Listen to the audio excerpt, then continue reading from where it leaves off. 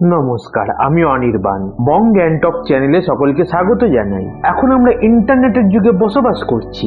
ঘরের TV, computer, mobile থেকে শুরু করে এখন হাতে স্মার্ট ওয়াচ পর্যন্ত ইন্টারনেটের সাথে সংযুক্ত। জীবনের প্রতিটি ক্ষেত্রে এখন ইন্টারনেট জড়িয়ে রয়েছে। এমনকি আমার এই ভিডিওটি আপনাদের কাছে ইন্টারনেটের মাধ্যমেই পৌঁছে যাচ্ছে। তবে আপনারা কি জানেন এই ইন্টারনেট সৃষ্টির ইতিহাস? এই ভিডিওটিতে সেই সৃষ্টির ইতিহাসকে তুলে ধরা হবে। তাহলে শুরু করা যাক।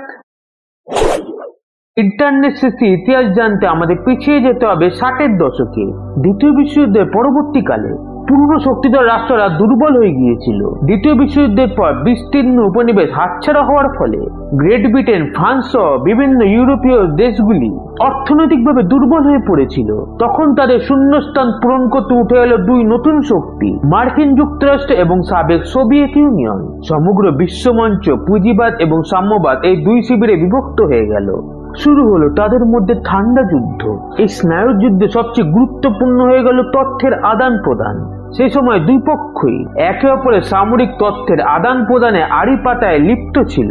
তাই তখন দরকার ছিল নিরাপদ এবং গোপনীয়তার সাথে তথ্যের আদান প্রদান করা। ঠিক সেই সময় ধীরে ধীরে মার্কিন মুলুকে সামরিক ও প্রশাসনিক ক্ষেত্রে কম্পিউটারের ব্যবহার বিস্তার লাভ করছিল। মার্কিন প্রতিরক্ষা দপ্তর এই কম্পিউটার সিস্টেমকে তথ্যের আদান প্রদানের মাধ্যম হিসাবে গুরুত্ব দিতে লাগলো। মার্কিন প্রতিরক্ষা দপ্তর প্যাকেট সুইচিং প্রযুক্তির মাধ্যমে একটি ইনফরমেশন ট্রান্সফার নেটওয়ার্ক তৈরির কাজে লেগে পড়ে। প্রতিরক্ষা দপ্তর এই কাজের দায়িত্ব দেয় তাদের অধীনে থাকা অ্যাডভান্স রিসার্চ প্রজেক্ট এজেন্সি ওরফে আরপাকে। তারা এই নিয়ে পরীক্ষা নিরীক্ষা শুরু করলো এবং 1969 সালে প্রস্তুত করলো আরপানেট, যার সম্পূর্ণ নাম হলো advance research project agency network. ARPANET মূলত প্যাকেট সুইচিং প্রযুক্তির ব্যবহার করত। এই প্রযুক্তিতে মূলত একটি ডাটাকে ছোট ছোট প্যাকেটে ভাঙা হতো, যার প্রত্যেকটি প্যাকেটের নিজস্ব অ্যাড্রেস থাকতো, যা ডেস্টিনেশন কম্পিউটারের অ্যাড্রেসকে নির্দেশ করত। এরপর প্রত্যেকটি প্যাকেট গেটওয়ে রাউটার সিস্টেমের মাধ্যমে তাদের ডেস্টিনেশন কম্পিউটারে পৌঁছাতো, যা ইন্টারফেস মেসেজ প্রসেসর ওরফে আইএমপি ডিভাইসের দ্বারা গ্রহণ করত।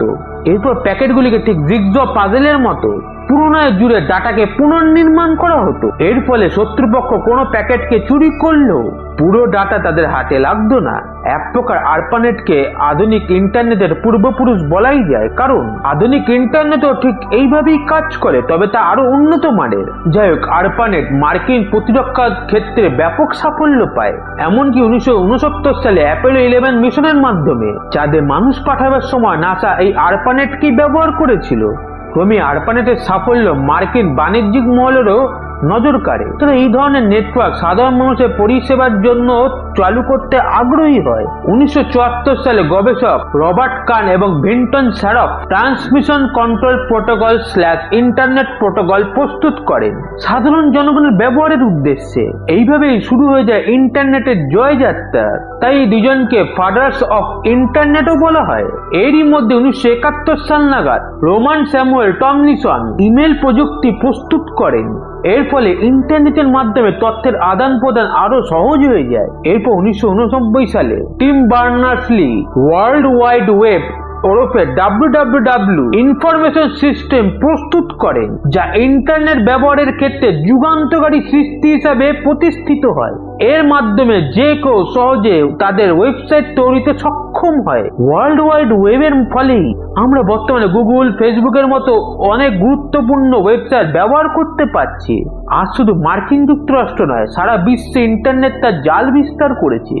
ভারতে 1995 সালের 15ই আগস্ট বিদেশ সঞ্চার নিগম লিমিটেড ওরফে BSNL এর হাত ধরে ইন্টারনেট পদার্পণ করেছিল। আজ ইন্টারনেটের মাধ্যমে বিশ্বের সকল দেশের মানুষ একে অপরের সঙ্গে নিবিড় সংযোগ স্থাপন করেছে। তাই ইন্টারনেটকে আরো উন্নত করার প্রচেষ্টা চলছে। যেমন ভারতে এখন 5th জেনারেশন ওরফে 5G ইন্টারনেট পরিষেবা চালু হয়েছে এবং আশা করি এইভাবে ভবিষ্যতে ইন্টারনেট পরিষেবা আরো উন্নতি সাধন করবে। ভিডিওটি এখানেই শেষ হলো। ভিডিওটি ভালো লেগে থাকলে চ্যানেলটিকে সাবস্ক্রাইব করার অনুরোধ রইল।